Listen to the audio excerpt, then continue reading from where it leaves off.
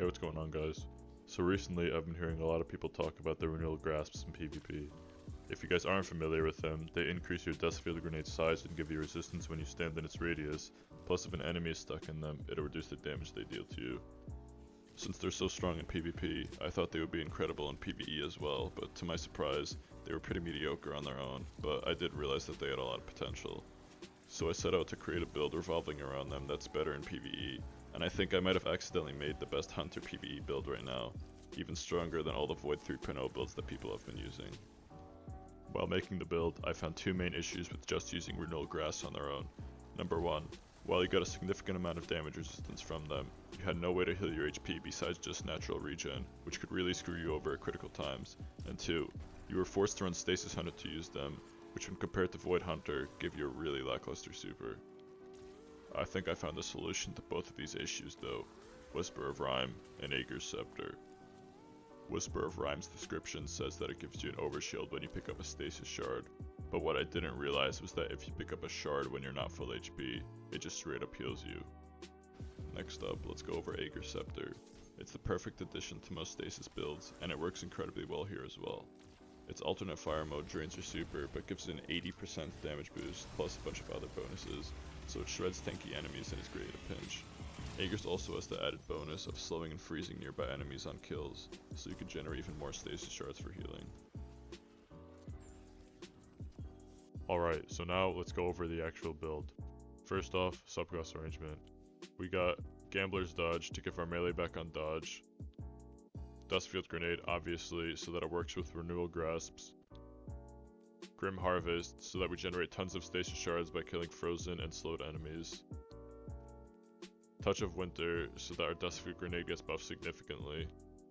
Then, fragment-wise, Whisper of Durance, so that our grenade lasts longer. Whisper of Shards, so that when we break a Stasis Crystal, it gives us bonus grenade energy. Whisper of Chains, so that when we stand near a Stasis Crystal or a frozen enemy, it gives us bonus resistance. Whisper of Rhyme, so that when we pick up a Stasis Shard, it gives us health or an overshield. And lastly, Whisper of Conduction, so all the Stasis Shards we will be generating will track to us. Next up, let's go over weapons. In your kinetic slot, you want to be using Agers Scepter for its ability to freeze and slow everything, as well as its great damage when it's in its alternate fire mode. In your energy slot, you could use basically any primary weapon you'd like, or even double special, as that works very well with this build. And in your power slot, any stasis heavy will work. My favorite options are Palmyra B, Recurrent Impact, Zephyr, Reed's Regret, and Typhon. Last but not least, let's go over armor mods. The most important mod is Elemental Shards, which will make all of our Stasis Shards count as Elemental Wells.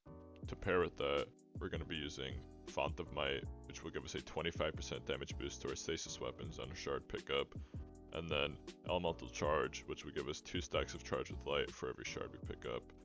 To pair with Elemental Charge, we're going to be using High Energy Fire, which will give us a flat 20% damage boost to all of our weapons when we have Charge with Light, and this stacks with Font of Might. For your last mod, it's really free for you to choose. You could use something like Firepower, Powerful Friends, Protective Light, but I've really been liking Supercharge just so I could store the extra Charge with Light stacks and do more damage.